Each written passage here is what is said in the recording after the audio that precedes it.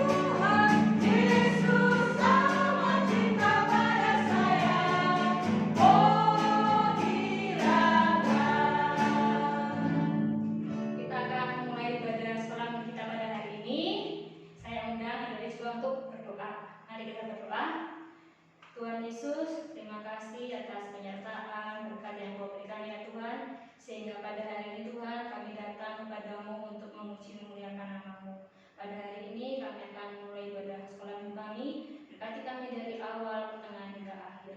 Dalam nama-Mu Tuhan kami mengucap syukur dan berdoa. Amin. Nah, selanjutnya kita akan menyanyikan sebuah lagu pujian semakin bertambah, dia semakin bertambah dan aku yang semakin berkurang. Sampai bagi berdiri ya? Ya.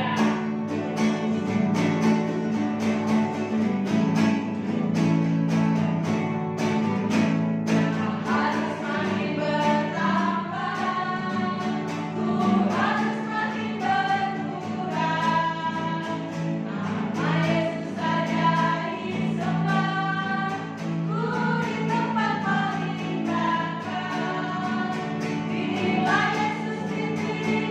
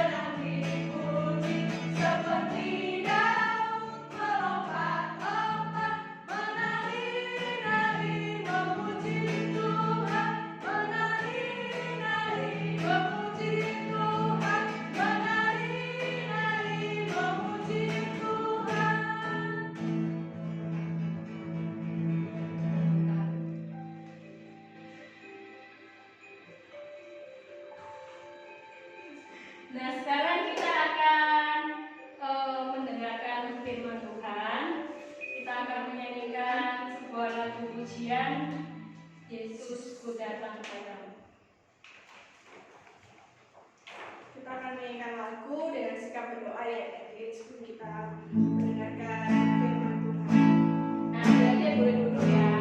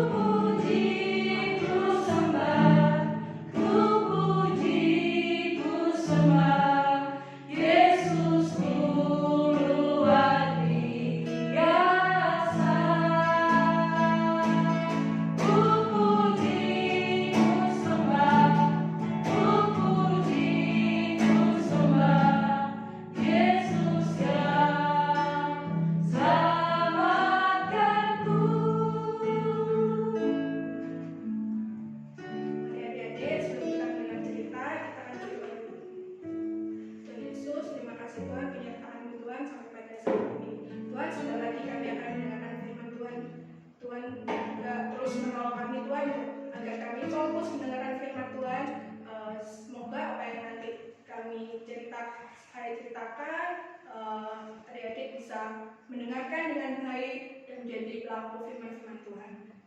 Berkati kami Tuhan Yesus, sertai kami dari awal hingga akhir nanti. Dalam nama Tuhan Yesus, kami sudah berdoa dan mengucap syukur. Haleluya, amin. Halo adik-adik. Nah, Kak Sela mau bercerita dikit tentang cerita yang kemarin. Nah, di sini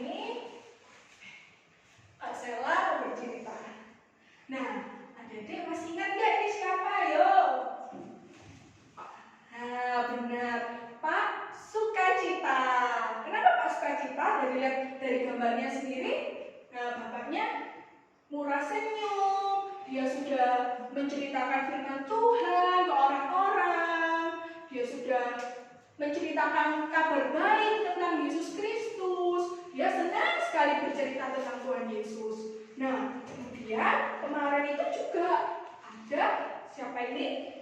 Nah, kemarin ada Pak Lipe ya, kalau nggak salah dia namanya. Nah, kemudian yang kedua ini ada Pak Kus-Kus. Nah, masih ingat kan? Nah, adik-adik masih ingat nggak cerita tentang yang kemarin? Tentang Pak Lipe sama Pak Kukus. Nah, benar adik-adik. Di situ Pak Sukacita senang mengingatkan kepada bapak-bapak ini untuk apa? Setiap yang bapak-bapak lakukan itu harus seperti untuk Tuhan, benar. Jadi yang dulunya Pak Pelip ini suka barang-barangnya atau sesuatu makanannya tidak mau dibagi-bagikan, tidak mau mengeluarkan uang, karena dia itu memikirkan bagaimana kehidupannya kalau misalnya kekurangan, makanya dia pelit ke semua orang. Lah, berbeda dengan Pak Kus-Kus ini yang dia menimbun banyak makanan adik-adik, banyak sekali. Pak Kukus ini tidak melihat kalau sekitarnya merasa kekurangan, jadi dia bahkan sampai kekenyangan, bahkan lebih-lebih dia tetap makan terus. Tetapi di sini Pak Sukacita mengingatkan bahwa kita tidak boleh melakukan hal-hal demikian. Kita harus melakukan apa yang Tuhan perintahkan. Benar. Lah, di sini setelah Pak Sukacita bercerita tentang kebaikan Tuhan, kebesaran Tuhan. Nah, di sini Pak Sukacita tidak diam, tidak berhenti, tetapi masih ada seseorang yang ingin diceritakan lagi. Nah, kemudian Pak Sukacita ini keluar dari rumah Pak Kus-Kus yang tadinya dia mau menemui Pak Kus-Kus. Akhirnya Pak Sukacita ini keluar. Nah, tiba-tiba pada saat berjalan di jalan, tiba-tiba mendengar suara teriakan, orang marah-marah, orang bentak-bentak, orang yang nyuruh-nyuruh. Siapa ya itu? Nah, Pak Sukacita mendekati, terus berjalan. Nah, ternyata Pak Sukacita melihat.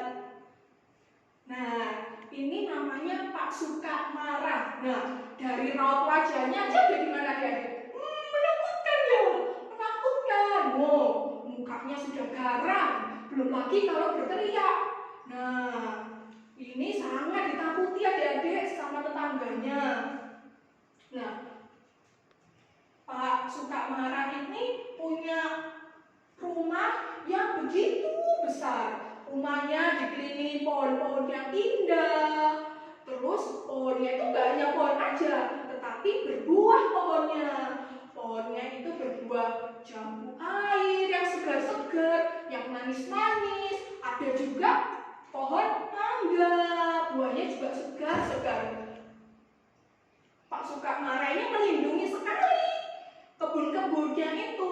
Jangan sampai ada orang yang mau mengambil buah-buahnya.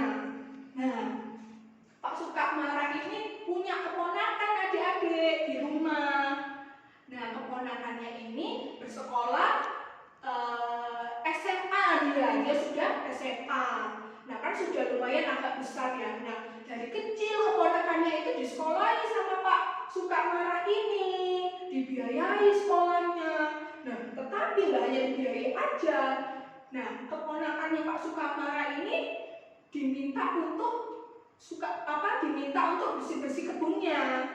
Karena Pak Suka marah ini sudah membiayai sekolah, sehingga keponakannya itu setiap hari membersihkan kebun-kebun, merapikan tanaman-tanaman yang ada di sekitar rumah Pak Suka marah agar terlihat indah, agar juga buah-buahnya semakin segar, semakin banyak buah, Pak Suka marah semakin senang.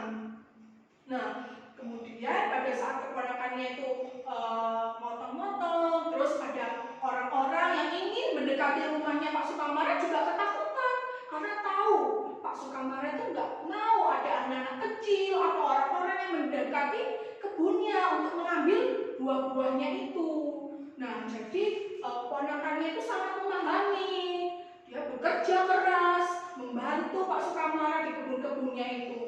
Nah, setiap dia punya tugas dari sekolahnya baru bisa mengerjakan pada malam hari karena pulang sekolah langsung beres-beres bersih-bersih kebun-kebunnya. Nah, di situ Pak Sukamara menyuruh untuk ponakannya itu jangan sampai ada yang mendekati rumahku ya, apalagi pohon-pohon kebunku yang ada buah-buahnya itu. Nah, tetapi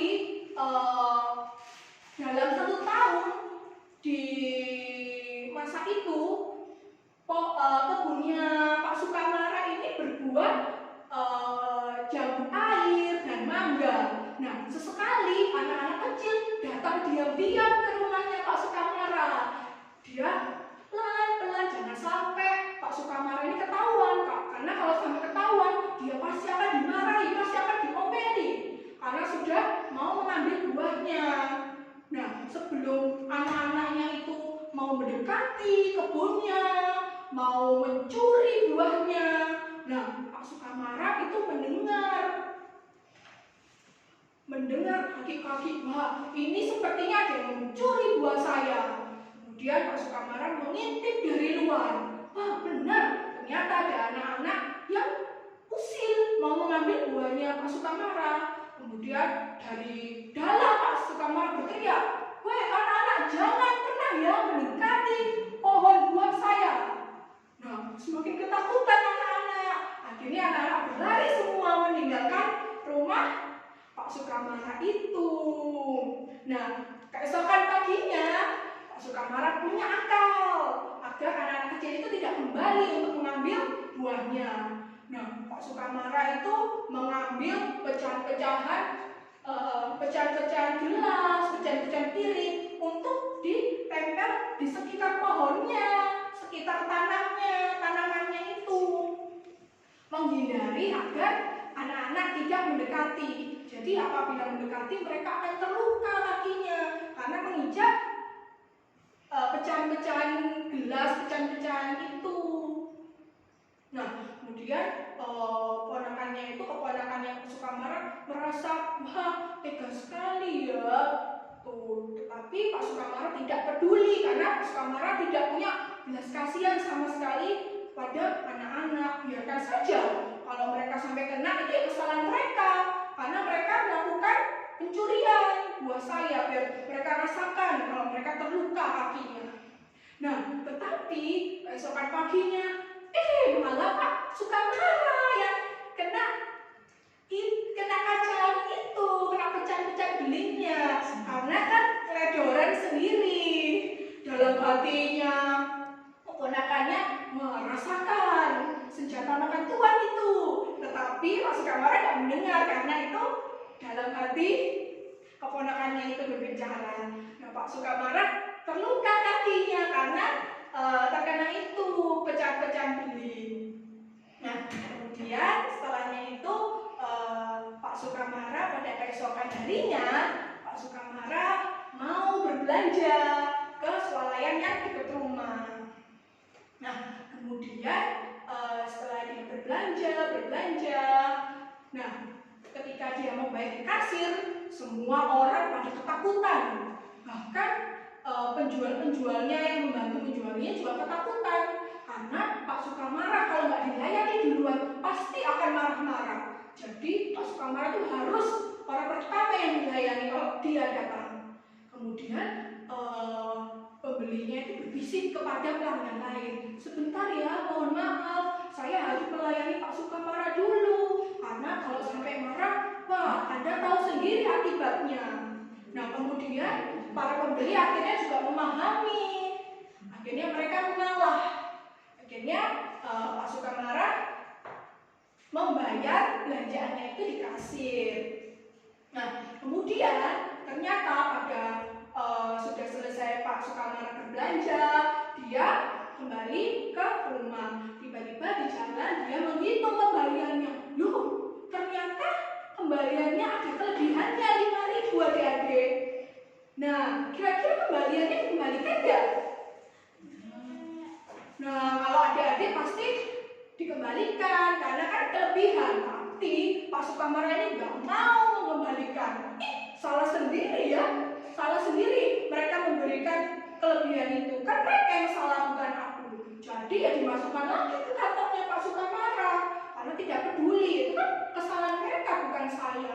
Nah, setelah Pak Sukamara ngomel-ngomel gitu di jalan, tiba-tiba adik-adik, nah ketemu sama Pak Sukacita.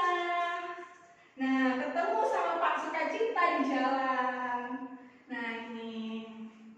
Nah, terus Pak Sukacita mendekati Pak Sukamara. Ada apa? Pak Sukamara ini kok ribut-ribut, mengomel-ngomel sendiri di jalan. Nah, Pak Sukamara tertawa. Hahaha, saya senang sekali Pak, karena saya tadi belanja dikasih kelebihan yang uangnya lebih 5.000, lumayan. Terus habis gitu Pak Sukacitanya nggak tertawa melihat kegembiraan Pak Sukamara ini. Dia hanya memberikan saran kepada Pak Sukamara, bagaimana kalau uangnya itu dikembalikan saja Pak? Kan kasihan mereka, nanti kalau mereka dimarahi majikannya gimana Pak? Karena kekurangan uang itu. Nah, Pak Sukamara, saya nggak peduli, kan itu salah mereka, bukan salah saya Pak. Ya sudah, berarti kan ini rezeki saya Pak, bukan mereka. Nah, dalam hati Pak Sukacita hanya mengelus dada mendengar perkataan Pak Sukamara. Nah, di saat mereka berjalan, nah ketemu tikungan adik-adik. Di situ ada kereta kayu. Nah, di situ ada yang memegang kereta kayu itu anak-anak dan ada ikatan kayu-kayu di dalam keretanya itu. Dan di atas ikatan kayu itu ada anak kecil yang ditumpangi. Tiba-tiba pada saat mendekati Pak Sukacita dan Pak Sukamara, tiba-tiba tergelincir keretanya itu. Nah, terus Pak Sukamara malah meneriaki mereka. Wah, ini gimana sih? Bodoh sekali, bisa sampai jatuh seperti itu. Cepat, kalian bereskan. Saya nggak suka ya, di sekitar saya ada anak-anak yang membawa sial, ada anak-anak yang jatuh seperti itu. Cepat bereskan, ikatkan kembali kayu-kayu kalian. Tetapi dengan belas kasihan Pak Sukacita mendekati anak-anak itu, Pak Sukacita malah menolong anak-anak itu, mengambil kayu-kayu yang jatuh, mengembalikan lagi di keretanya, mengikatkan kembali kayu-kayunya, dan menggendong anak yang kecil tadi di atas kayunya itu.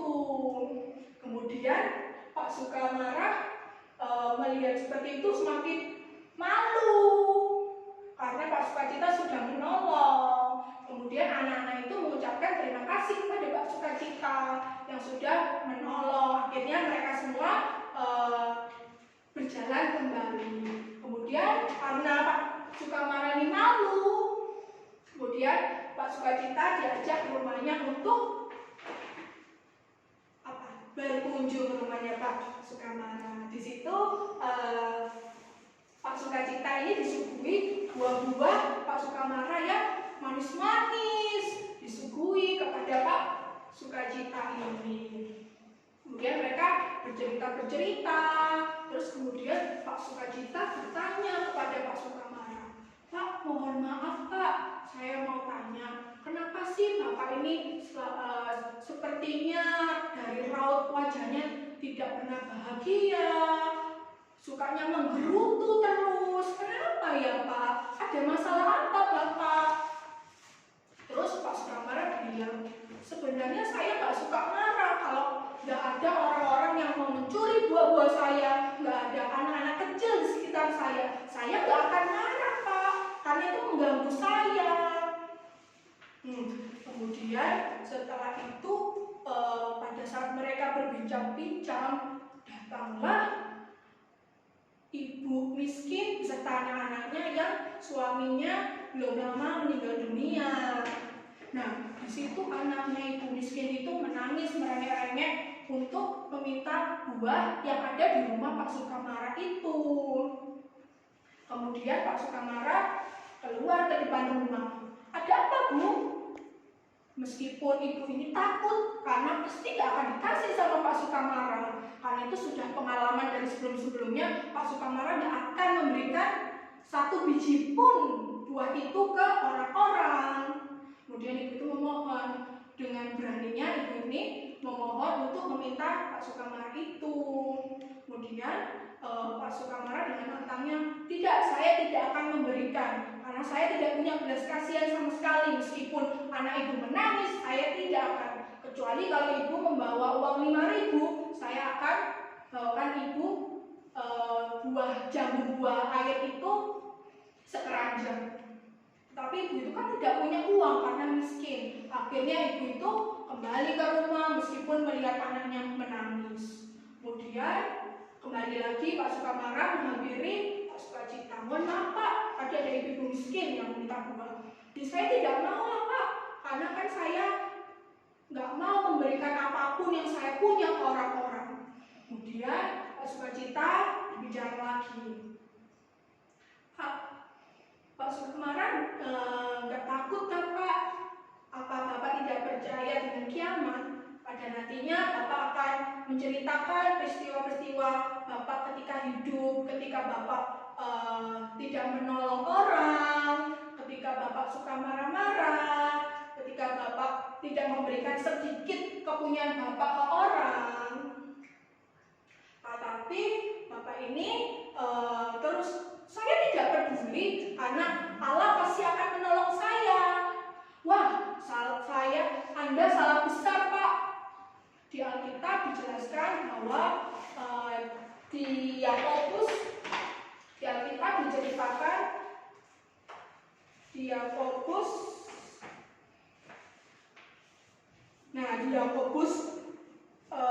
pasal 2 ayat 13, "Sebab penghakiman yang tak berbelas kasihan akan berlaku atas orang yang tidak berbelas kasihan." Nah, kemudian Pak Sukacita menceritakan firman Tuhan itu. Kemudian Bapak itu tersadar, ketakutan. Akhirnya Bapak itu gimana Pak? Itu apa yang dikatakan firman Tuhan ini merupakan buat kita untuk mengingat apa kesalahan kita. Dia Pak Sukamara ini ketakutan. Akhirnya Bapak Sukamara ini bilang ke Pak Sukacita, "Pak, Bapak tahu nggak wanita miskin itu?" "Iya Pak, tahu." "Bapak boleh nggak bantu saya untuk menolong mereka? Saya akan memberikan beberapa buah untuk mereka." Kemudian Pak Sukamara ini memetik buah yang di situ. Terus kemudian akhirnya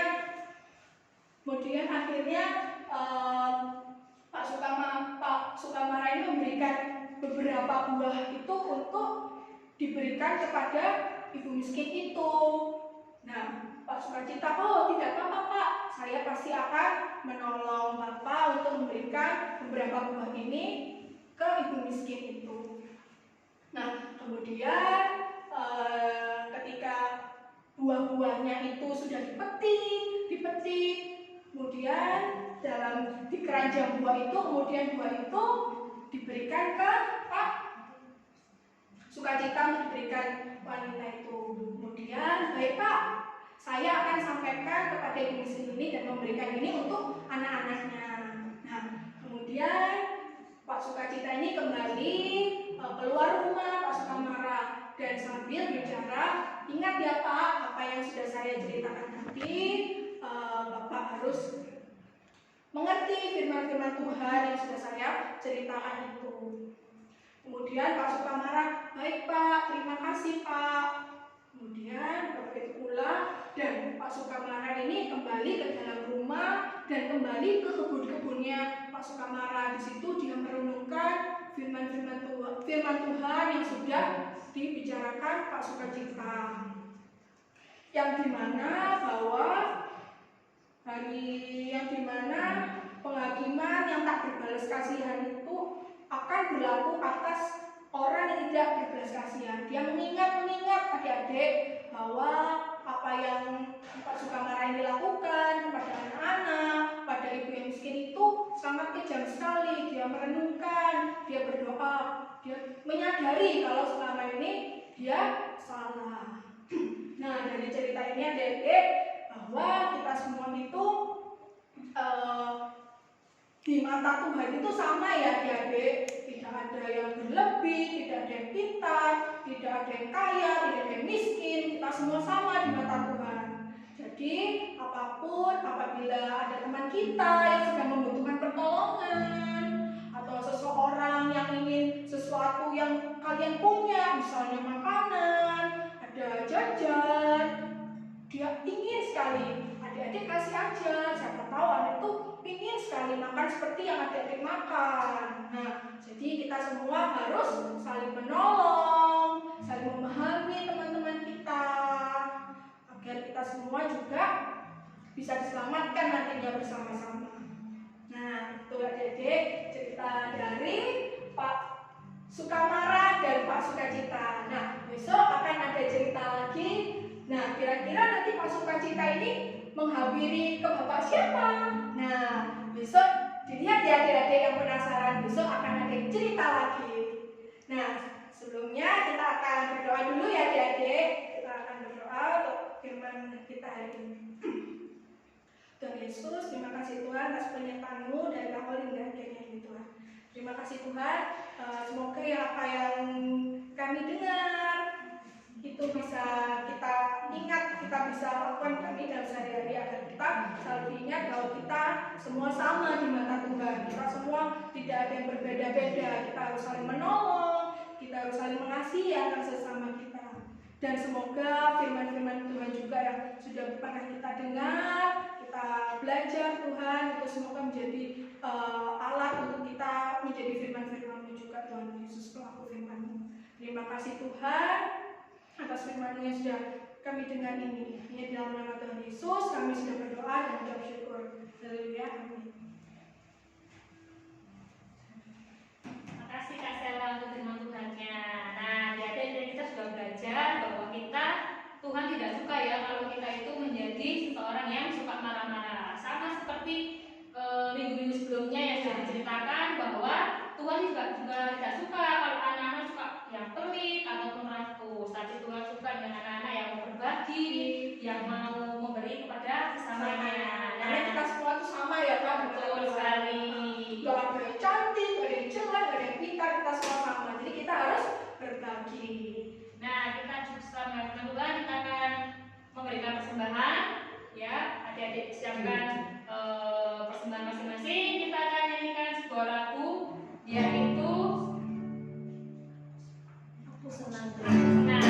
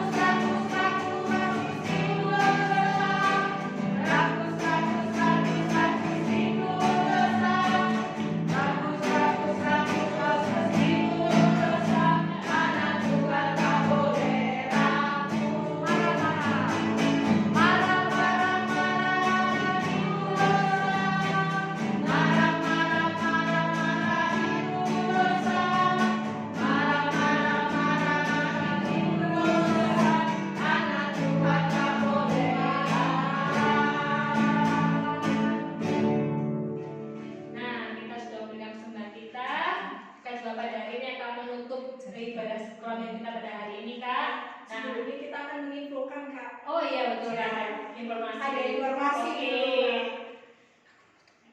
Nah, informasinya untuk Natal sekolah minggu itu akan diadakan secara live streaming Kak. Nah itu pada tanggal berapa Kak? Tanggal 6 Desember 2020. Jam berapa? Jam 3 sore. Nah ingat-ingat ya adik-adik, tanggal 6 Desember jam 3 sore. Itu ada apa Kak? Pokoknya seru nanti acaranya. Oh. Jadi adik-adik harus menonton ya, bergabung bersama-sama kita sekolah minggu secara live streaming. Terus juga membuat video juga Kak. Oh, iya. Ada lombanya juga adik-adik. Nah mengirimkan video, gerak dan lagu atau pakai TikTok yang seperti saat ini adik-adik. Nah lagu TikToknya itu terserah adik-adik. Tetapi kita memberikan rekomendasi lagunya Senang-senang jadi anak Tuhan.